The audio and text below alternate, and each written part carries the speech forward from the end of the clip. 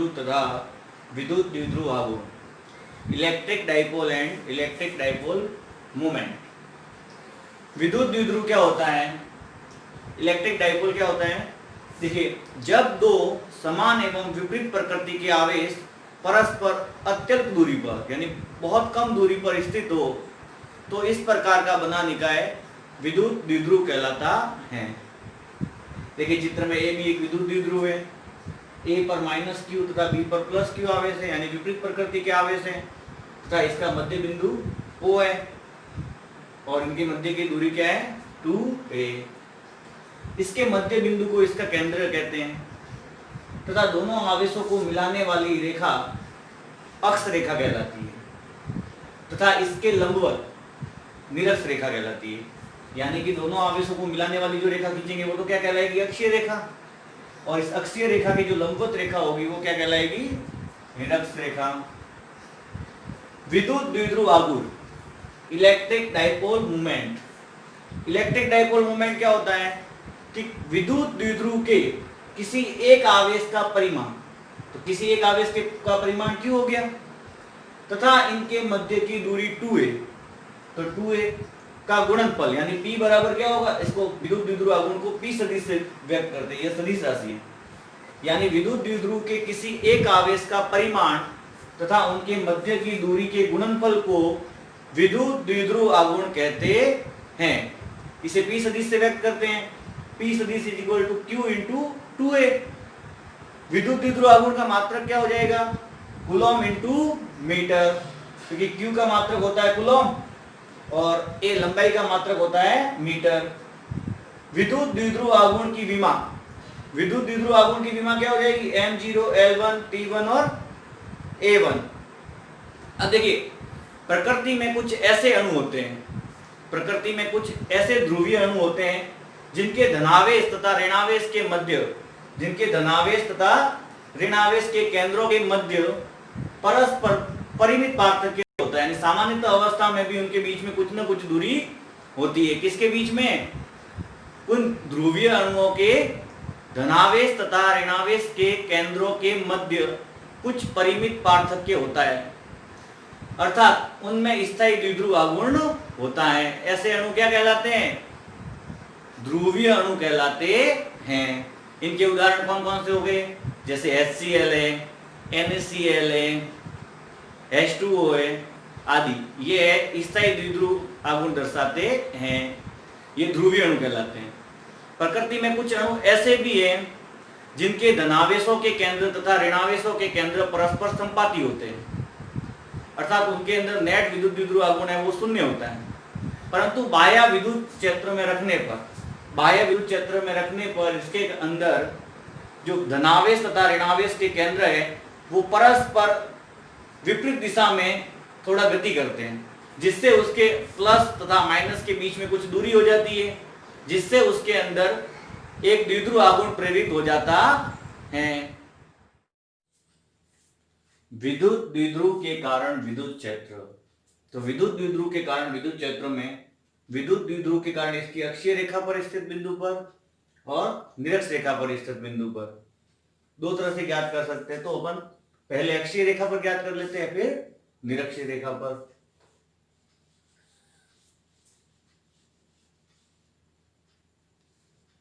तो पहले हम ज्ञात करेंगे अक्षीय रेखा पर स्थित किसी बिंदु पर विद्युत क्षेत्र।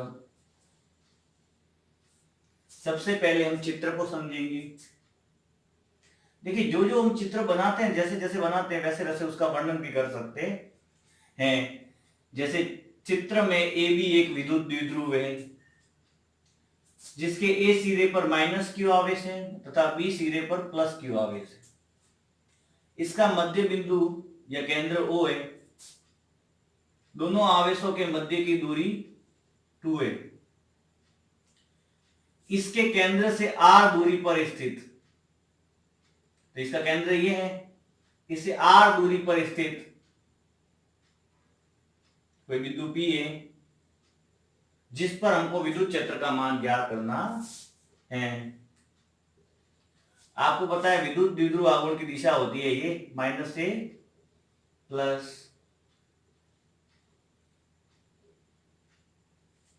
क्लियर है? अब देखिए, अब हमको क्या करना है,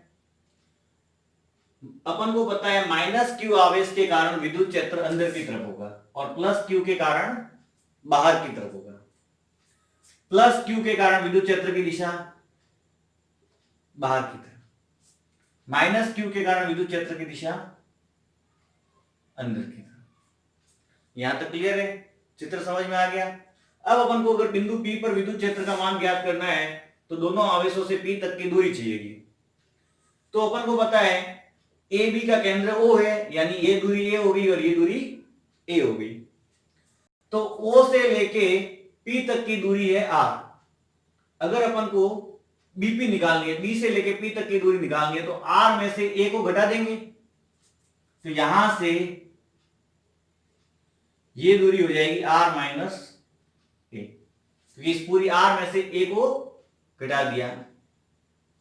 क्लियर है? अब अपन को ये दूरी चाहिए A से लेके P तक की, तो ये R है और A जोड़ दिया।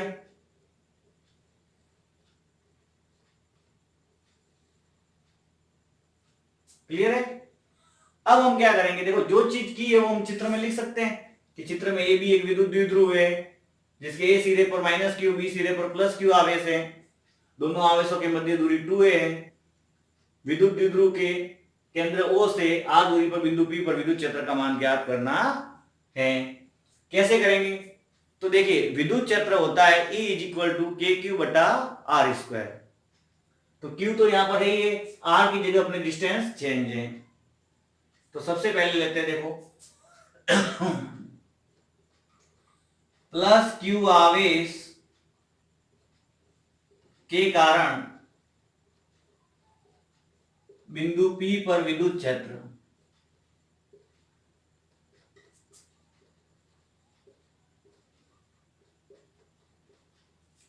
E1 is equal to 1/4πε0 Q बटा आर स्क्वायर। डिस्टेंस कौन सी है? ये है प्लस Q से P तक की, तो R माइनस A का स्क्वायर। अब देखिए, विद्युत द्विध्रुव आघूर्ण की तथा विद्युत क्षेत्र की दिशा एक ही है, तो हम इसकी दिशा बताने के लिए लिख सकते हैं P कैप। समीकरण नंबर 1। इसी प्रकार माइनस क्यू आवेश के कारण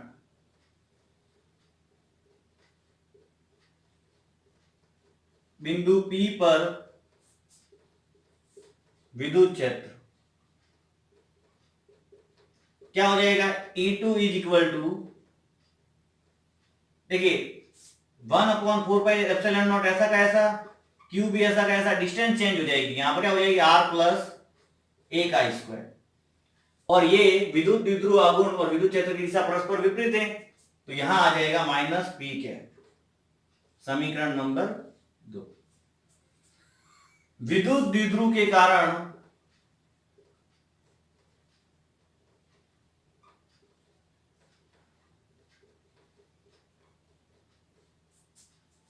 बिंदु P पर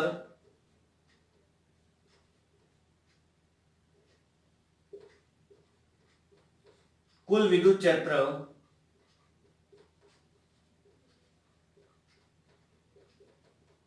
क्या हो जाएगा? E अक्षीय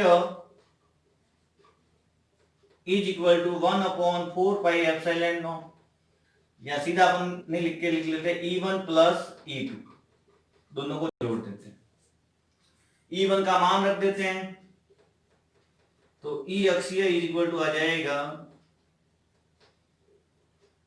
1/4πε0 Q upon R minus A का square P cap plus 1/4πε0 Q upon R plus A का होल स्क्वायर और माइनस P कैप। E1 और E2 के मान रख दिए। अब हम क्या करेंगे, देखिए इन दोनों के अंदर कॉमन क्या आ रहा है? 1/4πε0 कॉमन आ रहा है, Q कॉमन आ रहा है और P कॉमन आ रहा है। तो हम पहले आगे Q/4πε0 को कॉमन ले लेते हैं। देखिए आगे मैं कर रहा हूं, 1/4πε0 को कॉमन ले, Q/4πε0 कॉमन ले लिया, क्या बचेगा, P बचा, P को भी हम पीछे की तरफ कॉमन ले लेंगे, तो 1/r - a का स्क्वायर बचा। अब यहां पर देखिए, यहां पर माइनस भी बचेगा, तो माइनस को हमने आगे लिख दिया, और 1/r + a का स्क्वायर बचेगा। दोनों में p क्या कॉमन था, तो उसको हमने पीछे लिख दिया। यहां तक समझ में आया। इसके बाद हम क्या करेंगे, इन दोनों का एलसीएम लेंगे, यानी लसअप लेंगे।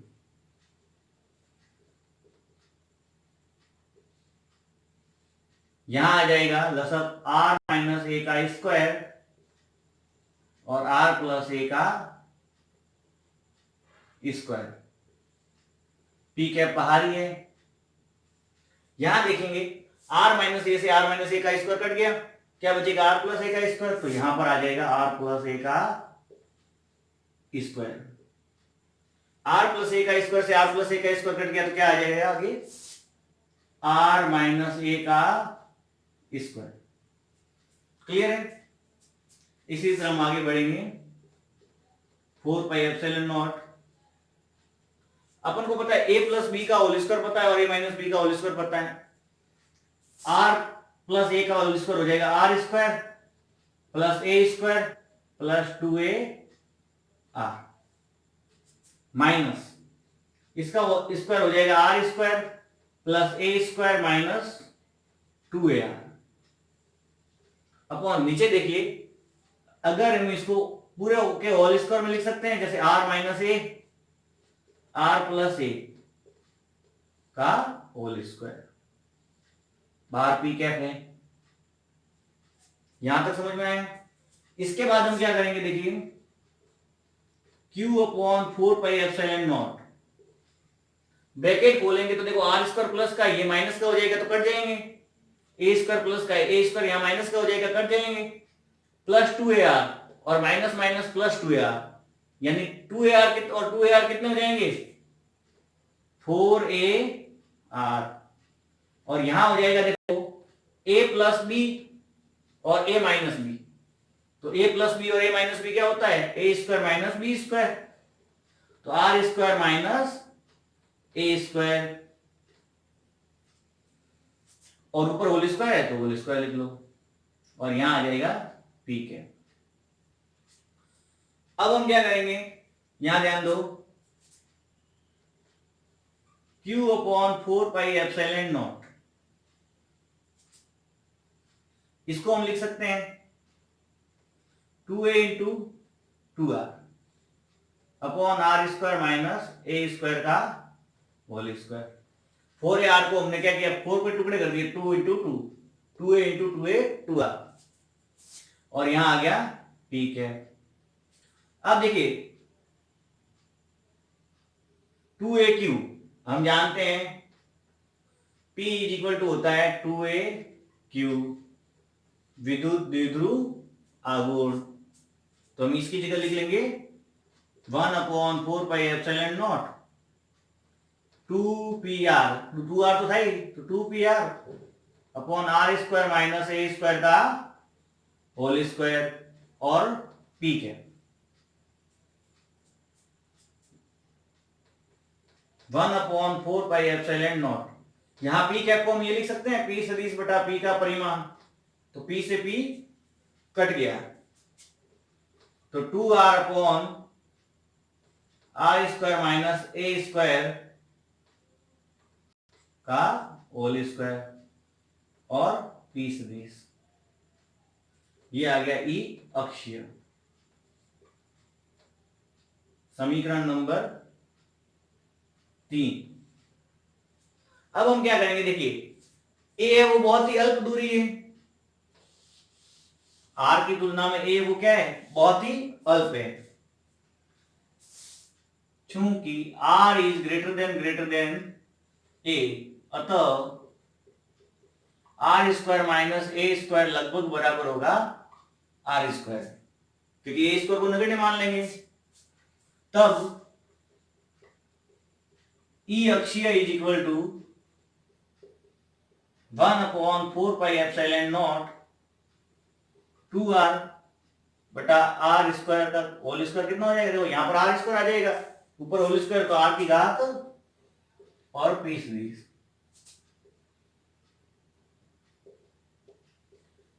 ई अक्षीय 1/4πε0 2 बटा आर क्यूब, क्योंकि आर से आर कट जाएगा एक आर, तो आर क्यूब की जगह क्या आ जाएगा? ओनली सॉरी आर फोर की जगह क्या आ जाएगा? R cube. अब देखिए परिमाण के रूप में लिखेंगे तो क्या आ जाएगा? 1/4πε0 2p बटा आर क्यूब, समीकरण नंबर 4। ये आ गया अपने विद्युत द्विध्रुव के कारण उसके अक्ष पर विद्युत क्षेत्र। विद्युत द्विध्रुव के कारण विद्युत क्षेत्र, इसका हम सेकंड पढ़ेंगे। विद्युत द्विध्रुव के कारण इसकी निरक्ष रेखा पर स्थित बिंदु पर विद्युत क्षेत्र। सबसे पहले हम डायग्राम को समझेंगे।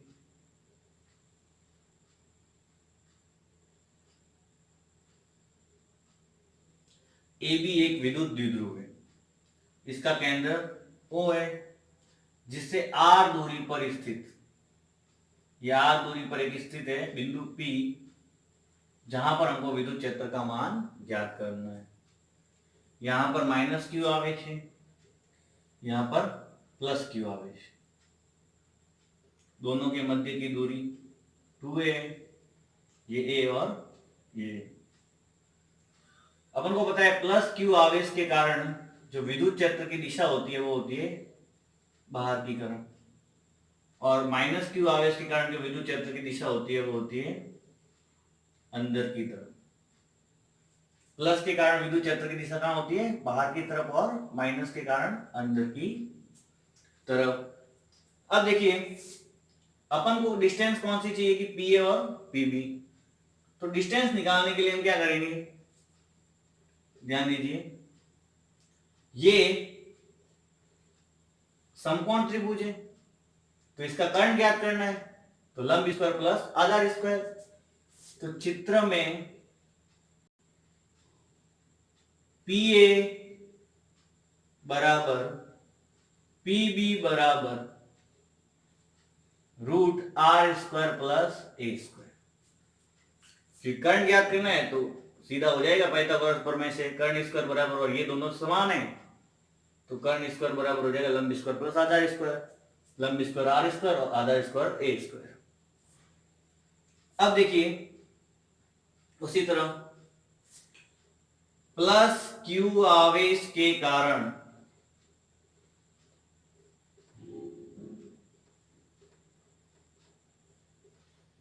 बिंदु P पर विद्युत क्षेत्र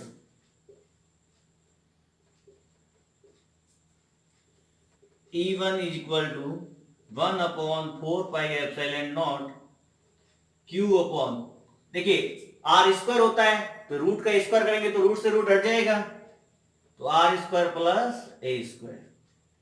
दिशा क्या होगी? बीपी दिशा में, समीकरण नंबर 1। क्लियर है? +q आवेश के कारण हो गया, क्योंकि ये डिस्टेंस क्या है अपने r² प्लस a² का रूट। क्लियर है यहां तक? इसके बाद देखिए इसी प्रकार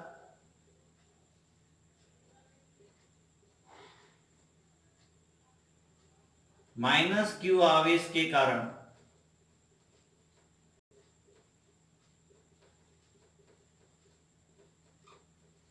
बिंदु P पर विद्युत क्षेत्र, दोनों की डिस्टेंस सेम है तो यही आएगा। E2 = 1/4πε0 q upon r² plus a²। दिशा चेंज आ जाएगी, PA दिशा में, समीकरण नंबर 2। समीकरण 1 व 2 से स्पष्ट है कि E1 सदिश का परिमाण बराबर है E2 सदिश का परिमाण। देखिए अगर हम दिशा नहीं लेते हैं, परिमाण लेते हैं, तो दोनों का क्या आता है, बराबर आता है। इसलिए हम क्या करेंगे, देखो अब हम इनको घटकों में विभाजित करेंगे। घटकों में कैसे, देखो ये E1 था, ये E2 हमने लिखा नहीं, पहले देख लो। तो अब देखिए क्षैतिज और लंबवत घटक में डिवाइड करेंगे।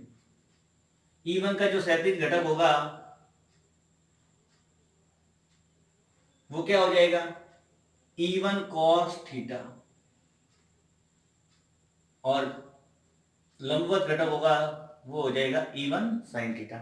जहां थीटा होता है वो क्षैतिज घटक cos थीटा, और जहां थीटा नहीं होता वो sin थीटा। यहां घटक निकालेंगे तो देखो E2 cos थीटा आ जाएगा, और यहां आ जाएगा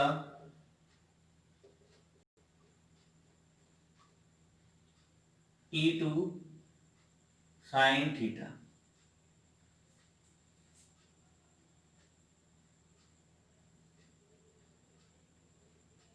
क्लियर है, हमने घटकों में विभाजित कर दिया। अब देखिए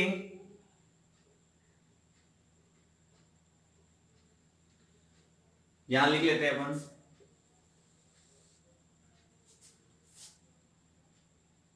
E1 और E2 के परिमाण बराबर आए, अतः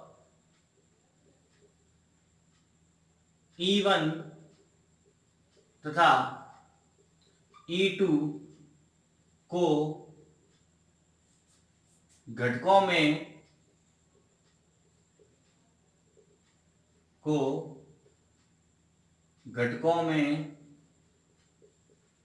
विभाजित करने पर इसके क्षैतिज घटक, सॉरी पहले ऊर्ध्वाधर लिख लेते हैं, इसके ऊर्ध्वाधर घटक, देखिए ऊर्ध्वाधर घटक कौन कौन से हैं, E1 sin थीटा और E2 sin थीटा।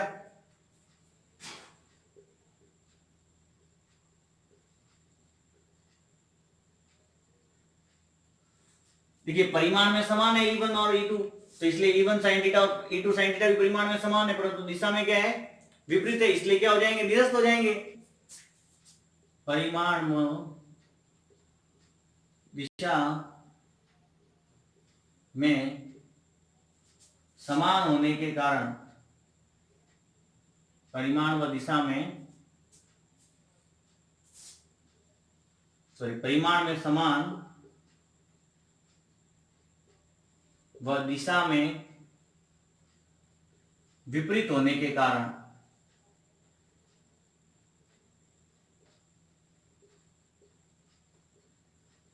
निरस्त हो जाएंगे।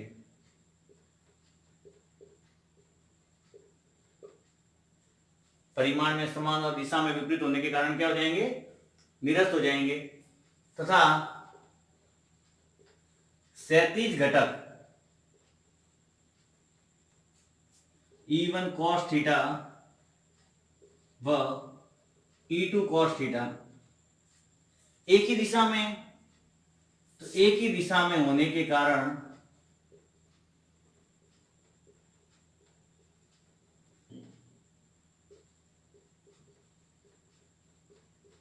जुड़ जाएंगे, अतः E निरक्ष इज इक्वल टू आ जाएगा, देखिए E1 cos theta plus E2 cos theta, E1 cos theta plus E2 cos theta. अब इसकी डिस्टेंस क्या हो जाएगी, देखो तो यहां पर अपन को पता है विद्युत द्विध्रुव आघूर्ण की दिशा ये होती है, तो ये विद्युत द्विध्रुव आघूर्ण की दिशा के विपरीत है, तो यहां लिख लेंगे माइनस पी के।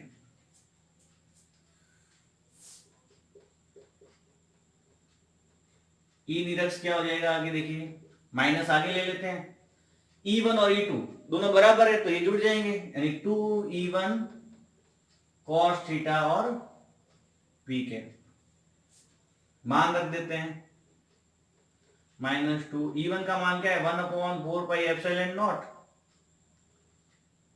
Q अपॉन डिस्टेंस क्या है, R square plus A square का रूट है, तो होल स्क्वायर और रूट आपस में कैंसिल हो जाएंगे।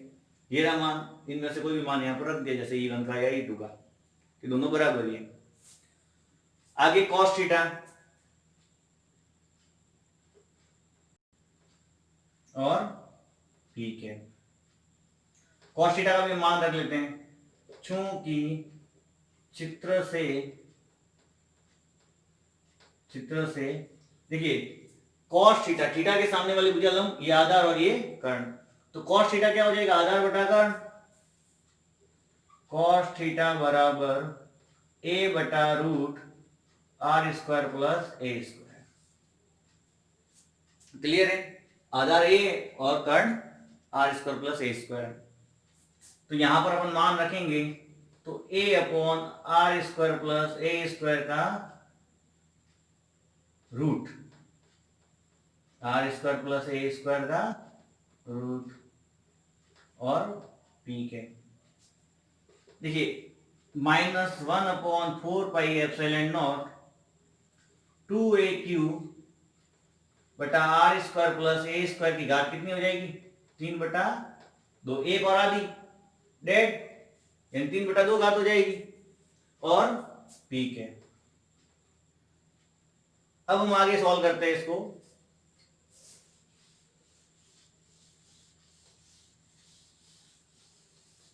देखिए 2aq को हम क्या लिख सकते हैं, p लिख सकते हैं, तो -1/4πε0 p बटा R square plus A square की घात 3/2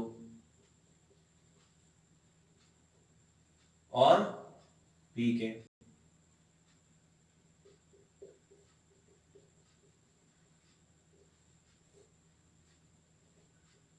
अब यहां पर पी कैप को क्या लिख सकते थे, पी सदिश बटा पी का परिमाण, तो पी से पी कट गया, तो यहां क्या बचा, पी सदिश upon R square plus A square की घात 3/2।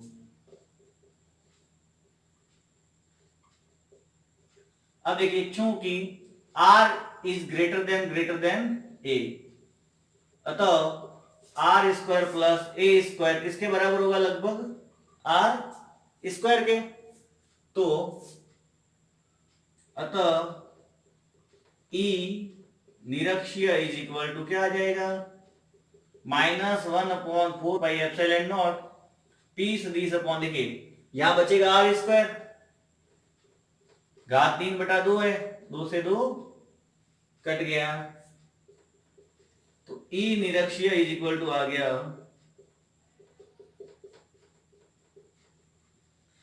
P बचा ऊपर, तो P सदिश, और नीचे देखो R की घात क्यूब हो जाएगी, और इसका परिमाण रूप में लिखेंगे,